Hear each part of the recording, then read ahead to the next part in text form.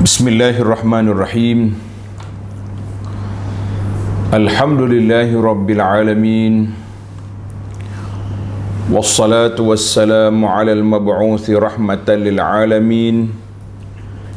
Nabiyyina wa habibina wa qudwatina Muhammad ibn Abdullah wa ala alihi wa sahbihi wa man sar ala nahjihi wahtada bihadihi wastanna bisunnati ila yaumiddin, amma ba'du. Muslimin dan muslimat, para pencinta ilmu, para pencinta Al-Quran, para pencinta sunnah Nabi sallallahu alaihi wasallam, Assalamualaikum warahmatullahi wabarakatuh. Alhamdulillah, syukur kita kepada Allah Azza wa Jalla pada pagi yang ceria ini, 3/8/23, kita teruskan bacaan kita dalam kitab 31 Faedah Tadabbur dan Tilawah Al-Quran. Sambungan kita pada kali ini bermula faedah yang keempat, 4 kelebihan majlis Al-Quran ataupun majlis ilmu, dan juga larangan daripada hajrul Quran. Hajrul Quran mana meninggalkan Al-Quran, dan beberapa tip ataupun penawar supaya kita dengan Quran sangat jaga, sangat ambil perhatian dan meletakkannya di tempat yang begitu baik. Para jemaah sekalian, kita lihat kepada perbincangan kita dalam siri yang pertama, iaitu Al-Faidatul Ula. Faedah yang pertama, Al-Quran Kalamullah. Al-Quran adalah kalam Allah. Kemudian yang kedua, Al-Quranul Karim penuh dengan keajaiban. Siapa dia berpegang dengan Al-Quran, dia selamat, jalannya cerah.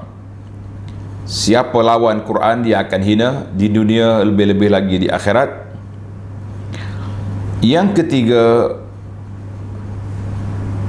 belajar Al-Quran, memahami Al-Quran, menghafal Al-Quran adalah sebaik-baik waktu digunakan dalam hidup ini.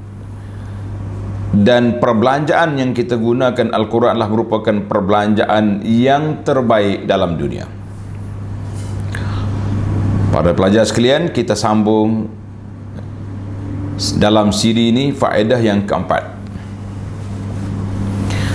Faedah yang keempat, kafa bil Qur'ani fakhran wa syarafan anna sakinata tatanazzalu alaihim fi majalisihim al-atirah. Cukuplah apabila ahlul Quran itu mendapat kemuliaan, mendapat perhatian, mendapat kedudukannya di sisi Allah Azza wa Jalla. Sebab duduk dalam majlis Al-Quran, kita akan dapat 4 perkara.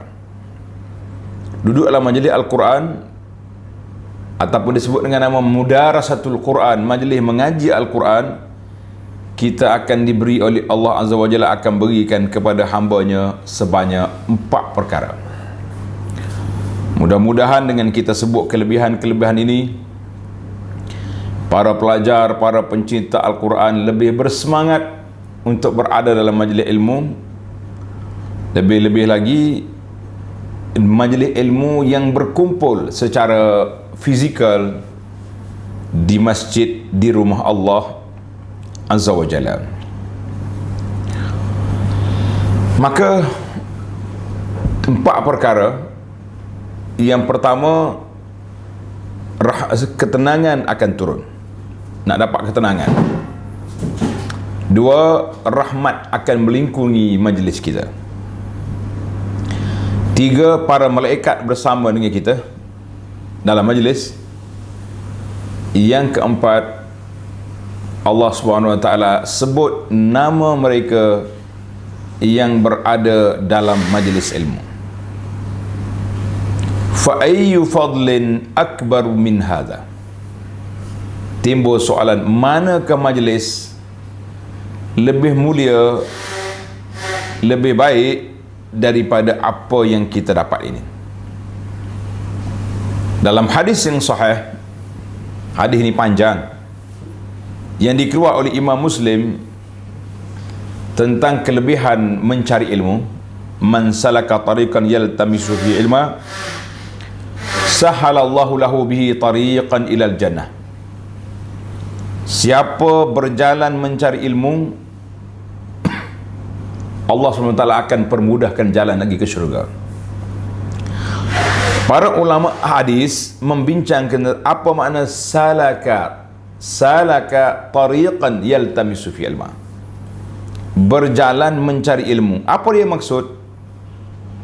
Jalan kaki pergi, tak masuk ke naik kereta, naik motor. Ulama semasa, ulama hadis pada zaman kita ini menafsirkan hadis ini dengan realiti, dengan keadaan semasa yang berlaku. Dia kata termasuk semua usaha untuk mendapat ilmu, termasuk semua usaha untuk mendapat ilmu, iaitu kita berjalan pergi ke masjid majlis ilmu, kita berjalan pergi rumah tuan guru kita, rumah tok syekh kita, kita berjalan pergi ke dewan-dewan kuliah, kiralah kuliah rasmi ke tak rasmi, kita berjalan pergi ke mana-mana tempat pengajian. Kata Syekh Muhammad As-Salih rahimahullah, dia kata termasuklah kita duduk di rumah kita tasaffuh, duduk balik kita mencari masalah ilmu.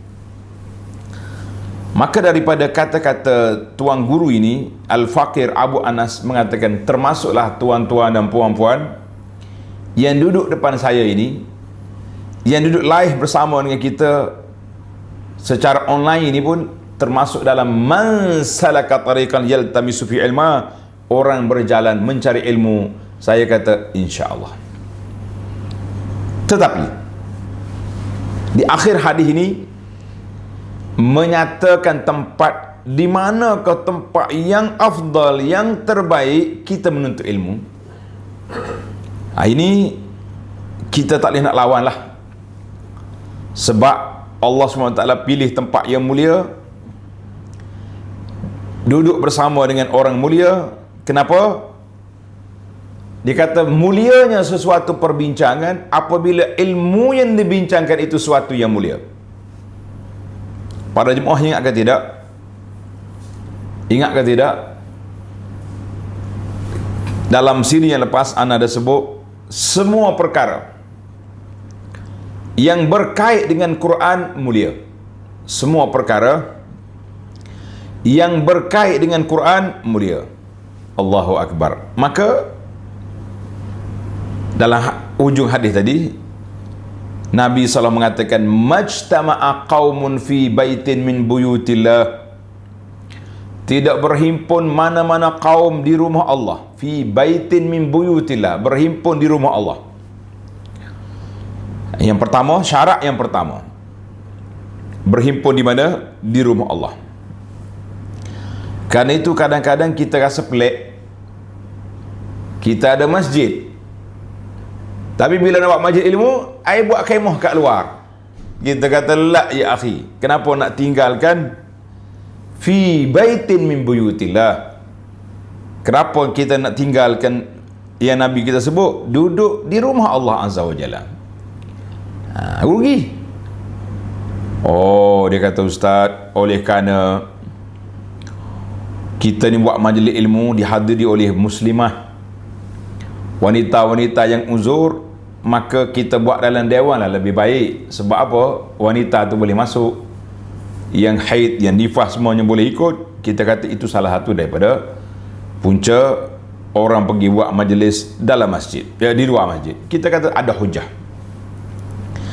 Namun kalau boleh, kekalkan majlis ilmu di mana? Dalam masjid. Hadha huwa afdal. Syarat yang pertama. Sebab itulah orang yang kalau lebih-lebih lagi dalam Masjid Nabawi Syarif, oh besar pahala. Yang kedua, Duduk berkumpul di dalam rumah Allah, satu tempat, itu dah tempat lokasi. Yang kedua, yatluna kitab Allah, duduk baca ayat-ayat kitab Allah, baca Quran. Nah, dua ilmu yang dibaca, kitab Allah, Al-Quran.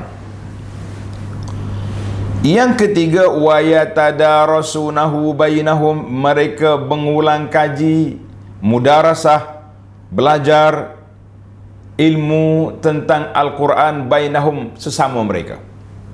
Berkumpul di masjid, baca Quran ataupun mengaji, belajar ilmu tentang Quran, ilmu tentang halal haram, ilmu tentang nak kenal Allah, kenal Rasul, ilmu tentang cintai Islam dan orang-orang Islam, hukum hakam, semua itu ilmu dalam Al-Quran.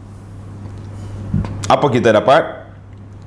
Para jemaah akan menerima 4 faedah. Para jemaah akan terima 4 faedah. Yang pertama, illa nazalat alaihimus sakinah, Allah Ta'ala akan turunkan ke atas kita ketenangan. Allah bagi apa kepada kita? Ketenangan. Siapa nak tenang, siapa nak selamat, tak payah pergi sana sini, cukup dengan kita duduk dalam majlis ilmu. Allahu Akbar. Nasakinah, ketenangan. Yang kedua, wa ghasyiathumur rahmah, majlis kita dilingkungi dengan rahmat daripada Allah Azza wa Jalla. Para jemaah mungkin terdengar kata-kata penceramah, kata-kata pengkuliah bila sebut tentang duduk dalam majlis ilmu, dia kata, tuan-tuan dan puan-puan yang dirahmati oleh Allah. Sebab apa rahmat oleh Allah? Sebab kita duduk dalam majlis ilmu. Ingat, bukan semua majlis dirahmati oleh Allah. Ada majlis-majlis yang lara, yang tak comel, tak ada rahmat. Tapi nak dapat rahmat kena duduk dalam majlis ilmu. 2. Yang ketiga, wa haffathumul malaikatu, wa haffathumul malaikatu, majlis kita ini dilingkungi oleh para malaikat. Malaikat ada bersama dengan kita. Ada orang tanya, dia kata, Ustaz Abu Anas, apa faedah sebut malaikat ni? Apa faedah sebut malaikat? Kita bukan nampak dia pun. Saya kata betul, tak nampak. Tetapi kadang-kadang bila kita pergi majlis ilmu, pergi masjid, kita nampak ke tidak banyak tiang dari orang. Tiangnya banyak, pendengarnya tak ada. Nak salah siapa? Sahabat-sahabatnya salah ahli qaryah yang tak datang lah. Pihak masjid dah bagi tahu, ada kuliah, ada ceramah, ada jadual. Jadi dia tak mari juga nak kata apa. Oleh kerana penceramah ni bawa Al-Quran, bawa sunnah, bawa maklumat-maklumat yang jelas, yang betul, maka majlis kita dihadiri oleh para malaikat. Allahu Akbar. Jadi sekurang-kurangnya kalau orang tak ada, penceramah kena ingatlah hadis ni. Tak apalah, tak ada orang pun, ada malaikat. Tenang ke hati. Yang keempat, wa zakarahumullahu fi man indahu, Allah SWT akan sebut nama orang yang ada dalam majlis ilmu kepada golongan yang berada di sisi Allah Azza wa Jalla. Hazal hadis rawahu Muslim. Ingat ke tidak, siri yang lepas ada seorang sahabat telah dimaklumkan oleh Allah Azza wa Jalla bahawa namanya disebut oleh Allah. Nama dia disebut oleh Allah Azza wa Jalla. Sahabat ni menangis. Dia kata, Allahu sammani, Allah Ta'ala namakan aku. Tengok dalam tadabbur kita yang siri yang lepas dalam tafsir Al-Bayyinah kan? Jadi Nabi kata, Allah perintahkan aku baca surah ini kepadamu ya Ubay. Terkejut Ubay, dia kata, Sammanillah ya Rasulullah sallallahu alaihi wasallam, Allah namakan saya. Nabi kata, "Na'am, samakallah." Allah Ta'ala sebut namamu. Fabaka Ubay, menangis Ubay kerana nama yang disebut oleh Allah Azza wa Jalla. Sekarang kita sudah tidak ada Ubay. Wahyu pun telah terputus. Wahyu pun telah terputus. Tapi depan kita ada hadis sahih. Nabi kata apa? Wa zakarahumullahu fi man indahu. Siapa duduk dalam majlis Quran, dalam majlis ilmu, berkumpul di masjid, namanya disebut oleh Allah Azza wa Jalla. Jadi kalau tuan-tuan dan puan-puan nak nama besar, nama kita disebut oleh Allah Azza wa Jalla, maka duduk dalam majlis ilmu. Alhamdulillah.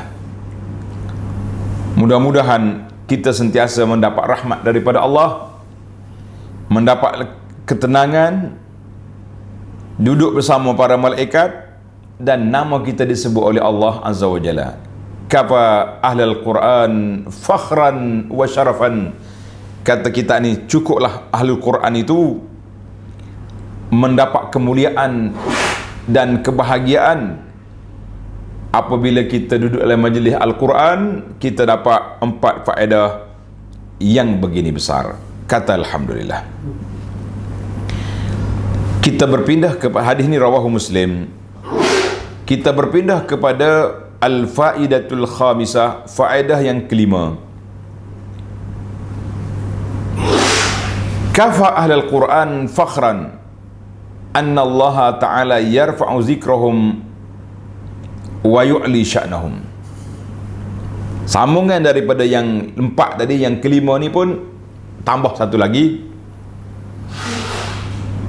Cukuplah ahlul Quran itu orang yang pandai Quran, orang yang baca Quran, orang yang tadabbur Quran, orang yang mengaji Al-Quran, yang mencintai Al-Quran.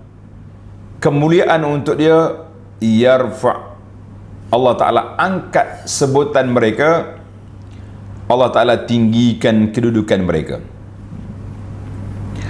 Dalam hadis, Nabi SAW bersabda, hadis ini rawahu Muslim, Nabi kata, "Inna Allah yarfa'u bihadzal kitabi aqwaman wa yada'u bihi akharin." Allah Subhanahu wa Ta'ala angkat bihadzal kitab, dengan kitab Quran ini, aqwaman, beberapa kaum, wa yada'u bihi akharin, dan Allah Ta'ala rendahkan beberapa kaum yang lain. Berapa ramai kita tengok orang-orang yang tidak besar kedudukannya, bukan anak bangsawan, bukan anak orang kaya, bukan orang yang ternama, tapi oleh kerana dia sudah hafal Quran, dia sudah mengaji Al-Quran, dia sudah memahami Al-Quran, maka dia diletakkan di hadapan, jadi imam. Ana bila sebut cerita ni, ana ingat gurauan seorang ustaz di pondok saya dulu, almarhum Ustaz Ibrahim Al-Faruman. Nama dia Arab bunyi, kan? Orang-orang di Kuala Kerai, di sekitar pondok kita kenal lah Ustaz Ibrahim Al-Faruman. Apa dia? Mari daripada Jepun. Korang punya pelik Al-Faruman ni. Al-Faruman ni, dia asal daripada kampung Pak Roman di Macang. Jadi nak suruh bunyi Arab, Al-Faruman. Bisa. Nak suruh bunyi Arab jadi Al-Faruman. Dia kata apa? Dia ceramah motivasi kepada pelajar-pelajar. Dia kata, ni awal ni orang Kelantan kat anak lah. Anak, mu kena belajar sebanyak mungkin ilmu yang kamu dapat, sampai peringkat kamu boleh tungging punggung pada makmu. Kita kata, apa pula ni? Pelik ni lagu ni. Tak? Ajaib kata ajaib. Ajaib lah. Orang belajar nak hormat ke mak, hormat kaya.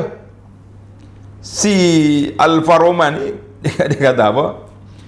Mu kena belajar sampai boleh tunggu punggung ke mak. Kata ustaz cakap betul-betul, nanti orang salah faham pula. Dia kata, mu belajar biar alim. Nanti ayah awak duduk di belakang, mu duduk depan jadi imam. Kan kita waktu kita sujud, waktu kita rokok, macam tunggih punggung orang lah. Jadi bukanlah maksud niat begitu. Maknanya kita kena belajar sampai peringkat kita boleh duduk depan jadi imam. Allahu Akbar. Innallaha yarfa'u bihadzal kitab. Dengan sebab kitab ini, anak orang kampung duduk depan. Jadi imam, jadi guru, jadi tuan syekh. Kita kata alhamdulillah. Dan berapa ramai orang yang besar-besar yang tak peduli dengan Quran, yang menentang Quran, akhirnya mereka jatuh. Allahu Akbar. Al-Quran ini mengangkat darjat orang yang biasa-biasa, orang yang besar-besar juga jatuh di hadapan Allah Azza wa Jalla. Maka kita mengatakan, marilah kita belajar Al-Quran, marilah kita memahami Al-Quran, marilah kita betul-betul memahami, mengingati Al-Quran yang telah disebut kelebihannya oleh para ulama Islam. Kita berpindah kepada faedah yang ke-6. Allah Ta'ala sebut dalam Al-Quran, cuba tengok dalam surah Al-Furqan. Para pencinta Al-Quran, surah Al-Furqan ayat 30. Dalam surah Al-Furqan ayat 30, A'udzubillahi minasyaitanir rajim. Wa qala ar-rasul ya rabbi inna qaumi ittakhadhu hadzal qur'ana mahjura.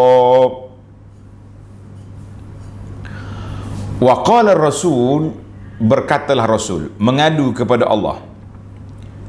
Ya Rabbi, wahai Tuhanku, inna qaumi ittakhadhu hadzal qur'ana mahjura. Puak-puak yang tak setuju ni menjadikan Quran tu mahjur. Mahjur maknanya meninggalkan Quran atau lawan Quran. Maka apa dia makna meninggalkan Quran ataupun orang yang lawan Quran? Apa dia? Mari kita belajar. Kita belajar supaya kita jauhkan diri daripada kumpulan hajrul Quran, kumpulan yang meninggalkan Quran, yang meninggalkan Al-Quran. Yang pertama sekali, golongan yang meninggalkan Quran yang paling berbahaya, yang paling tak baik, yang paling tak comel, siapa dia? Iaitulah hajrul imani bih wa tasdiqihi.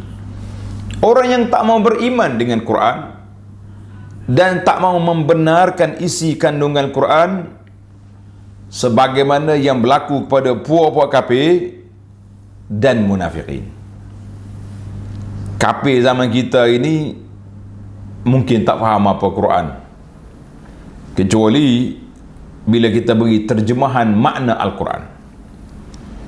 Tapi kafir tulen zaman turun Al-Quran, Abu Lahab, Abu Jahal, geng-geng Pak Abu lagi tu, mereka ni ahlul lisan. Orang panggil orang yang faham bahasa Arab, dia tahu. Dengar aja dia tahu makna Quran. Tak payah buka kamus, tak perlu cari tafsir. Tapi mereka telah menentang Al-Quran. Yang lebih bahaya daripada kafir tulen, iaitulah kafir munafik yang duduk di belakang Nabi SAW, dengar baca Quran, dia boleh baca Quran, tapi dia juga menentang Islam. Itu yang pertama sekali. Maka kita mengatakan sekarang ada sebahagian anak orang Islam baca Quran, tak mau terima Quran. Ini juga benda pelik. Baik, itu yang paling bahaya sekali, penentangan orang kafir dan munafikin terhadap Quran. Al-Thani, hajrus thani, yang kedua, orang yang menentang Al-Quran yang kedua, yang meninggalkan Quran yang kedua. Ini yang kita bimbang, takut tersepak, tersangkut kaki, kata orang. Rebah kita. Hajru tilawatihi wa sama'ihi wal isra'i ilaih. Meninggalkan baca Quran, tak baca dah Quran. Dia sendiri tak baca. Wa sama'ihi, tak dengar orang baca. Wal isra'i ilaih, tak buka telinga bila orang baca Quran. Ini bahaya. Sebab itulah anak kata Quran ni jangan dibuka di tempat-tempat yang tak sesuai. Jangan dibuka di tempat yang tak sesuai. Ingat agak semalam kita dah cerita dalam majlis perkahwinan, majlis walimatul urus. Ingat dalam siri yang akhir yang ana cerita tentang hikayat fiqhiyah. Ni ada orang dalam majlis hingga bangar, orang duk makan minum, duk buah-buah, kita pergi baca Al-Quran. Tidak sesuai. Sebab Allah Ta'ala sebut dalam Quran, wa idza quri'al Qur'anu fastami'u lahu wa ansitu. Bila dibuka Quran, baca Quran, dengar, diam. Ini waktu orang makan, waktu orang sibuk-sibuk. Jadi tidak sesuai lah kita hidup buka Quran pada waktu itu. Habis kalau tak buka Quran, saya buka muzik pula dengan hinga bangang, bingit suara. Itu pun mengganggu orang nak ketenangan, orang nak makan. Terus duk buat perangai tak baik macam ni. Tak senonoh kata orang. Yang kita bimbang hari ni, dia sendiri tak baca Quran. Dia pun tak dengar orang baca Quran. Bila orang baca tidak isra', tak buka telinga untuk dengar Quran. Sebab apa? Isaru kalamil bashar alaih. Dia lebih mengutamakan kata-kata manusia daripada Quran. Ceramah ke? Duk sebut nama John tu lah, dia duk sebut nama orang tu, nama orang ni. Seolah-olah dalam Quran ni tak ada nasihat, tak ada panduan, tak ada motivasi. Kita kata jangan para jemaah sekalian, Al-Quran inilah tempat yang kita nak. Ambil Quran dulu. Kemudian ambil hadis Nabi SAW. Kemudian nak ambil kata-kata istiqnas. Apa ni dia panggil? Nak ambil kata-kata orang lain, ambillah sebagai huraian kepada ayat yang kita baca. Boleh, bukan kata tak boleh langsung.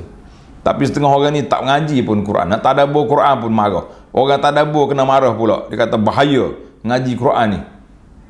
Apa pula bahaya? Dia ambil kata-kata orang tu tak bahaya.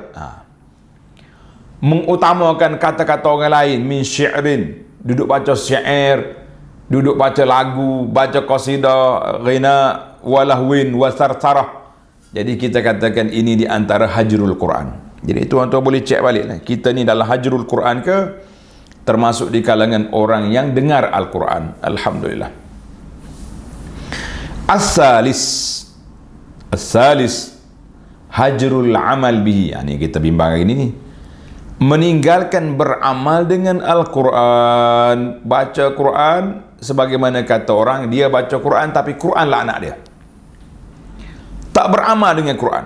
Tahu hal haram. Wal wuquf inda halalihi wa haramihi. Quran kata haram, sudah baca Quran pergi ambil riba pula. Baca surah Al-Hujurat, Allah Ta'ala larang, la yaskhar qaumun min qaumin. Jangan perli-perli mana-mana kaum kepada mana satu kaum. Sudah baca Quran, duk perli orang. Kita kata apa benda awak ni? Wajtina binawahi wamtisali awamirhi, tidak mengikut arahan Al-Quran. Wajtina binawahi, tidak menjauhi larangan Quran. Wa in qara'ahu wa amana bi, walaupun dia baca Quran dan dia beriman dengan Quran, tapi dia tidak beramal dengan isi kandungan Quran. Ini darjat yang ketiga, darjat orang yang hajrul Quran. Orang ini dikira meninggalkan Quran. Berapa ramai kita ini. Sebab itulah dikatakan rubba qari'il Quran wal Quranu yal'anuhu. Ada orang baca Quran tapi Quran duk anak dia. Dah. Jadi baca Quran haram riba, pergi ambil riba. La ta'kulu amwalakum bainakum bil batil. Jangan makan harta orang dengan batil. Dia ambil rasuah. Ambil rasuah, ambil riba, ambil, yang penting tak peduli pun hukum hakam Quran, maka orang ni baca Quran, Quran duk anak dia. Ala laknatullahi ala zalimin. Laknat Allah Ta'ala kat orang zalim, dia juga melakukan kezaliman. Bila sebelum ada kuasa, menentang kezaliman. Bila sudah berkuasa, dia mengulangi kezaliman orang dulu. Kita kata baca Quran, Quran laknat atas kepala dia, wal'iyazubillah. Yang keempat, tanda hajrul Quran yang keempat, hajru tahkimihi wattahakumi ilaihi fi usulid dini wa furu'ihi. Orang yang meninggalkan Al-Quran sebagai undang-undang, sebagai kata putus dalam ilmu usuluddin dan juga cabang-cabangnya. Wa'tiqad, ada juga yang mengatakan bahawa Al-Quran itu tidak memberi keyakinan. Wa anna adillatahu lafziyah, dalil-dalilnya lafaz dia tu tidak mendapat ilmu dengan dia. Ilmunya kena guna akal, kena guna falsafah, kena guna sana guna sini. Kita mengatakan orang ini juga termasuk dalam hajrul at-tahkim, tidak ambil Al-Quran itu. Sebab apa? Kadang-kadang kita dimomokkan, ditakut-takutkan nak baca Quran, nak tadabbur Quran ni pun orang takut. Saya dengar aduan daripada sebahagian daripada sahabat kita ni, pencinta Al-Quran. Dia kata, "Ustaz, saya share link ni pun, link yang kita duduk kuliah pagi-pagi tu, kena marah. Bukan sekat kawan-kawan marah, ustazah pun tegur. Dia kata, jangan duduk main-main dengan Quran. Bahaya baca Quran ni. Tak faham, salah tafsir boleh bawa kepada kekufuran, boleh bawa kepada dosa besar." Kita kata tak faham apa yang kita mengaji nak faham. Kita belajar tafsir bukan dengan tafsirul Quran birra'yi dengan otak kita. Kita tafsir dengan kalam ulama. Ulama-ulama tafsir yang menafsirkan, kita hanya tolong baca kepada tuan-tuan dan puan-puan. Itu pun kena tegur, kena marah. Kita kata hati-hati tuan-tuan, jangan duk main lagu tu. Yang kelima, hajru tadabburihi wa tafahumihi wa ma'rifati tafsirihi wa muradillahi min kalamihi. Yang kelima, baca Quran, menghabiskan masa dengan taranum, dengan tajwid. Tak salah, elok mengaji tajwid, saya tak kata salah. Saya kata menghabiskan masa setakat tu je, tapi tak mengaji tafsir Quran, tak belajar. Nak belajar macam mana? Kena marah. Mengaji tafsir Quran ni bahaya. Subhanallah. Habis kalau tak mengaji tafsir, macam mana kita nak faham kalamu Rabbina? Macam mana kita nak faham kata-kata Allah kepada kita ini? Kita nak faham lagu mana? Ngaji pun tak. Ini sangat berbahaya. Kata-kata dia tu berbahaya sebenarnya. Tak mengaji tafsir. Tidak tadabbur Al-Quran, mengkaji Al-Quran, tilik apa yang Allah Ta'ala nak kata kepada kita, apa yang Allah Ta'ala nak sebut kepada kita, apa Tuhan nak rayak kepada kita dalam ayat yang diturunkan itu. Sebab tu Allah Ta'ala sebut turunnya, sebab turun kita liyadabbaru ayatihi. Allah kata, supaya aku turunkan Quran supaya kamu tadabbur. Bukan turun Quran saja-saja untuk jadikan acara je. Sekarang ni kalau majlis-majlis rasmi, dibuka majlis dengan baca Quran. Qari tu dengan kopiah-kopiah, dengan songkok di atas pentas, naik dah acara lain, sudah melompat. Laki-laki perempuan bergedik atas pentas. Kita kata Masya Allah, bila Tuhan turun Quran untuk dijadikan pembuka majlis, Al-Quran dijadikan untuk panduan hidup. Kalau nak lawan Quran, tak usah duk baca-bacalah. Baiklah, mula dengan menyanyi selalu senang. Kenapa nak hina pembaca Quran di atas pentas? Kita mari duk melompat sama-sama kita. Subhanallah. Jadi kita nak hajrul, jangan tinggal Quran.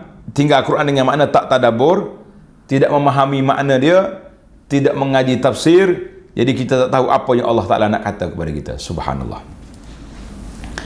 Yang keenam, tanda yang keenam, hajrul istishfa' wat tadawi bihi. Tidak menjadikan Quran itu sebagai penawar dan tidak berubat dengan Quran fi jami'i amradil qalbi wa adwa'iha. Penyakit-penyakit hati kita ni perlu kepada mencari penawarnya dengan Al-Quran. Dalam Quran, penyakit fizikal pun boleh juga kita dakwah Al-Quran di samping kita pergi ke hospital. Jangan kata, saya tak ke hospital dah. Pakai apa ni? Pakai baca tiup dengan Fatihah je. Nak tiup dengan Fatihah tiup lah, tapi usaha cari ubat itu pun tidak salah, memang kena cari. Jadi usaha kena ada. Pergi hospital, baca Quran. Lebih-lebih lagi dia panggil amradil qalbi, penyakit jiwa. Penyakit jiwa ni penawar dia duduk di Al-Quran. Jangan sekali-kali pergi cari as-saharah wal musya'wizin, pergi cari penawar dengan ahli-ahli sihir, dukun-dukun, bomoh-bomoh, penjual agama. Jangan sekali-kali. Ini ramai masyarakat kita ni mengaji Quran kuat, pergi masjid kuat, balik masjid dengan kain telekung, pergi rumah bomoh tanya siapa dia buat dia sakit gigi hari ni. Kita kata subhanallah, subhanallah. Sakit gigi, kena gigi cabut, selesai lah masalahnya. Pergi cari bomoh tu buat apa? Nak suruh bomoh kata siapa dia yang buat awak ni. Tu dia suka tu dengar tu. Oh, nasib baiklah awak mari cepat. Kalau tidak semua gigi mu cabut belakang ni. Awak jadi makwa, jadi orang tua. Oh, dengan kain mengkana, kata orang kampung. Kain telekung solat, pergi rumah untuk bomoh. Ajaib wallah, ajaib. Ini cukup berbahaya. Jadi semua ayat-ayat ini, semua 6 perkara ini termasuk dalam ayat yang kita baca tadi. Wa qala ar-rasulu ya rabbi inna qaumi ittakhadhu hadzal qur'ana mahjura, surah Al-Furqan ayat 30. Wa in kana ba'dul hajri ahwan min ba'din, tapi sebahagian daripada kategori hajrul Quran ini lebih ringan daripada yang besar. Yang paling besar sekali, hajru, tak mau beriman kepada Quran. Nas'alullah al-afwa wal-afiyah. Kita minta Allah Ta'ala selamatkan kita pada jemaah sekalian. Baiklah, isu yang terakhir dalam siri ini, apa yang ketujuh, faedah yang ketujuh, la yakhrujul muslimu min hajril Quran illa. Bagaimana kita nak keluar daripada zon meninggalkan Quran itu kepada zon beriman dengan Quran, beramal dengan Quran, berpegang dengan Quran, mengambil dawa ataupun ubat penawar daripada Quran. Yang pertama, tanda pelajar, kita ambil tip yang pertama. Yang pertama, an yakuna lahu wirdun min tilawatihi. Letak yang pertama, menjadi kewajipan tuan-tuan dan puan-puan haji dan hajah sekalian, para pencinta Al-Quran, mesti setiap hari ada jadual tetap berapa banyak kita nak baca Quran. Setengah juzuk, 1 juzuk satu hari, cantik. Allah Ustaz, 1 juzuk tak sempat, kita kerja gini-gini. Tak apalah, ambil setengah juzuk. Tuan-tuan dan puan-puan, orang yang selalu baca Quran, 1 juzuk tak lama, 20 minit je. Palinglah lewat setengah jam. Bukan taranum, kalau taranum 2 jam tak habis. Setengah jam hanya 30 minit daripada 1440 minit, takkanlah tak ada masa. Saya dah keluar satu poster, kita panggil manajemen ibadat. Tuan-tuan dan puan-puan ni pakar-pakar belakang ni, pakar strategi lah, pakar teori lah, semua pakar, macam-macam pakar. Orang Kelantan kata pakar banyak, pakar buah, pakar, tapi otak pakar tu banyak lagi. Letak jadual, lepas subuh baca 2 muka, tengah hari 2 muka contohnya, petang 2 muka, malam. Kita ni semuanya 10 helai, 20 muka surat je 1 juzuk. Kalau tak mampulah kita kata hari ni hari cuti, hari kerja, buatlah setengah juzuk, 10 muka. Biar kena ada. Nak keluar daripada kelompok hajrul Quran, mesti setiap hari kena ada wirdun. Mana wirdun ni? Bacaan tetap kita. Minimal setengah juzuk. Maksimal tak ada. Tapi target ada 1 juzuk. Target ada 1 juzuk, tapi paling kurang kena ada setengah. Cantik. Saya pun tak nak kempen banyak-banyak. Setengah juzuk yang nak ambil. Tak apa Ustaz. Ada Ustaz tu cakap dalam TikTok, dia kata tak payah nak tidur baca Qul Allah 3 kali, dah khatam Quran dah sekali. Allahu Akbar. Punya teori ni banyak. Malaysia ni darul teori, darul formula dia panggil. Tak usah main formula banyak. Kita nak darul amal. Kita nak kita ni banyak beramal, bukan banyak berformula.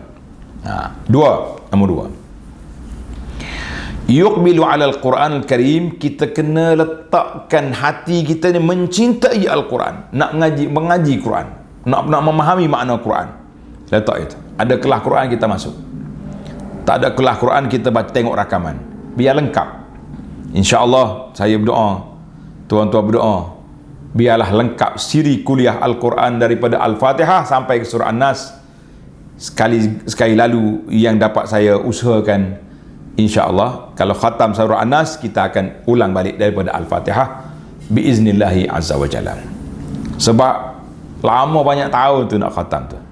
Kena ada. Yang ketiga, kita kena tadabbur makna dia dan memahami hukum hakam dia. Tadabbur. Macam mana kita nak faham kalau kita tak belajar? Kata orang, kita nak dapat ilmu, kita kena beli kitab, beli buku, ikut kuliah. Macam mana nak dapat ilmu kalau beli buku tak baca? Satu. Macam mana nak dapat ilmu kalau ada kuliah kita tak hadir, tak ikut? Tak dapat ilmu. Ini bahaya. Berapa dah kita? 3. Yang keempat, ya'malu bima fihi, adalah kita beramal dengan isi kandungan yang telah kita faham, yang kita belajar, amal. Yang ni haram, tinggalkan. Yang halal kita ambil, yang syubhah kita jauhi.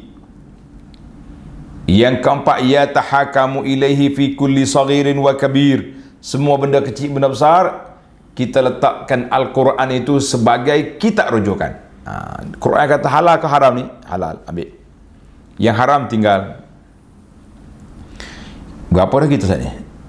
Wirid, yuqbilu, yatadabbaru, ya'malu, yatahakamu. Yang keenam, wa yastashfi bihi, naklah kita jadikan Al-Quran sebagai penawar, sebagai ubat untuk menyembuh penyakit-penyakit jiwa, penyakit hati. Dan yang ketujuh, yastarqi, kita jadikan juga Al-Quran juga sebagai jampi, sebagai ruqyah untuk penyakit-penyakit yang zahir pun boleh. Tapi jangan buatlah macam orang duk buat TikTok sekarang ni, penyakit lutut batas tun baca hot ni. Penyakit ni jadi ayat Quran duk bagi habis ke segala, daripada kepala sampai kaki.